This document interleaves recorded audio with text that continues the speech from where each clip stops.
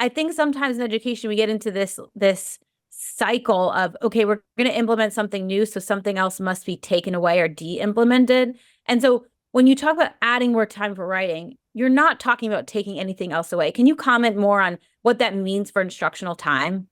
Yeah, I think there's two things. One, we need to become more efficient with time. So when I Hmm. talked about that balance before between reading and writing, that 60-40 or 40-60, the real issue here in most of those studies, they were separate instruction.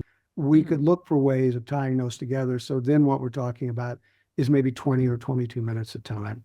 So I think if, on the one hand, if we can find ways that we can bring reading and writing instruction together in reasonable and meaningful ways, it can reduce the amount of time that we spend, when we think about collective time for each one of those.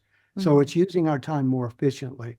The Right. second thing is that in the handbook, excuse me, in the What Works Clearinghouse Guide at the elementary level, we made a recommendation. It was an expert recommendation. It wasn't based on evidence but we all agreed on the panel that at least an hour a day should be devoted to writing.